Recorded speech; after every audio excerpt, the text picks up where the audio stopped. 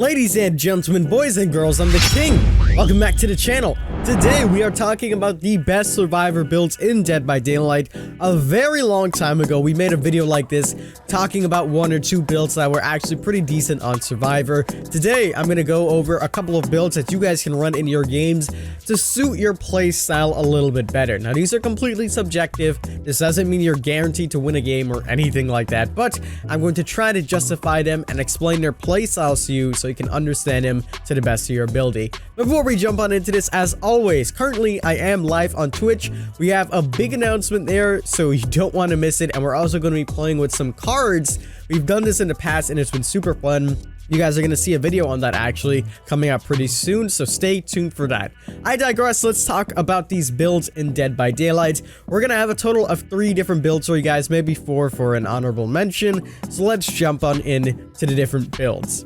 Alright, so here is the first build. This is the more immersive build. If you love playing immersive and that's kind of your forte, everything that you always do is immersive, you try to stay away from the killer, this is the build for you. So first of all, we have Sprint Burst. All of our builds are going to have an exhaustion perk just because exhaustion perks are the strongest perks in the game Survivor-wise, arguably.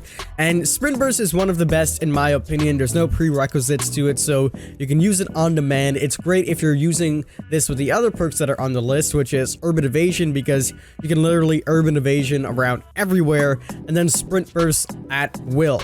Because of these two perks going together, it makes this build very, very nice. And then you have Iron Will and Spine Chill. Spine Chill, just to indicate when the killer is looking in your direction. I'm not the biggest fan of Spine Chill, but on an immersive build, it's pretty good. You'll know where the killer is coming from and then when to hide. Iron Will is just there because if you are injured, we don't have self-care on this build, just because the time it'll take you to heal is just silly. You can just find a medkit or get someone to heal you, so we swapped it out for Iron Will. That way it also adds on a little bit more to the immersion, and you can also pull off some cool mind games. If you get injured and maybe drop a pallet, you can trail your scratch marks in one direction, hide behind somewhere else, Urban Evasion out of there, and maybe even Sprint Burst into that. So you can do some pretty cool things with that. And this is the immersion build. You can run this on any one of your characters. For the teachables themselves, you'll need Sprint Burst from Meg Thomas, Urban Evasion from Nia, and Iron Will from Jake. So you're going to have all those characters leveled up in order to use those perks.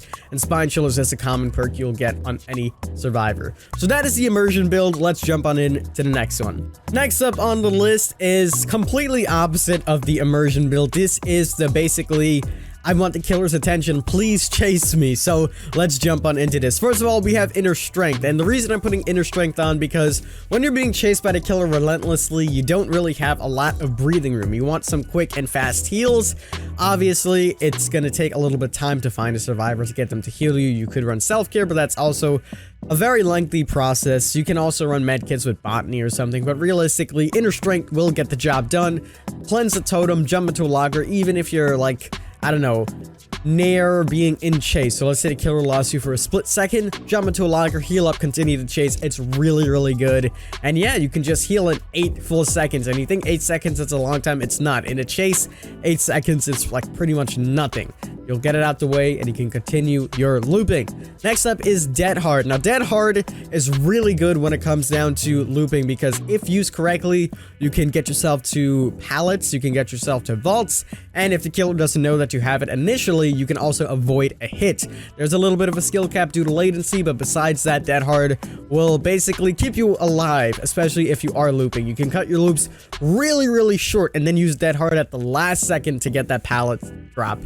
Next up is Decisive Strike, because for the most times when you do play against a killer and you loop them for a long time, some killers get pretty mad at you, sadly. So Decisive Strike is there just because if you do get caught and someone does unhook you, chances are they might want to tunnel you. Decisive Strike is just there to give you that extra opportunity to get off if necessary. And finally, we have Adrenaline. And the reason why Adrenaline is here is that it's the same situation if you get off the hook last second, or if you are looping and you are injured, Adrenaline will buy you some time by giving you a free health state and some extra running power or haste. So it's a really good perk for this build. So yeah, this is basically the Tunnel Me build. And here you go. This is the final build that I have for you guys. This is a little bit of a hybrid build.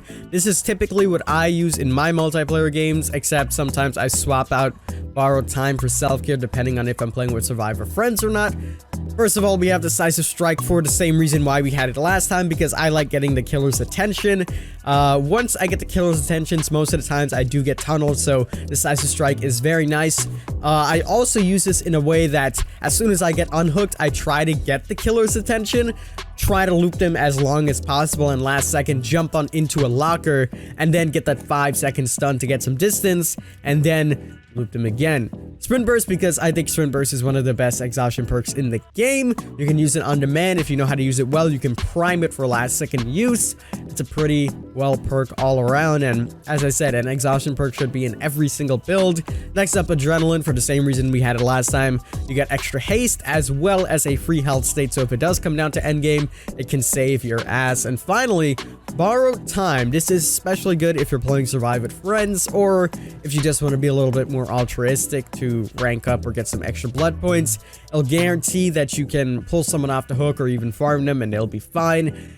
This is especially good because if you know how to use Borrowed Time correctly, you can use it to make some really clutch plays and just pull the person off the hook. They take the Borrowed Time hit for you and you can run away, and you know, you both make distance for yourselves. But that is going to wrap it up for this video.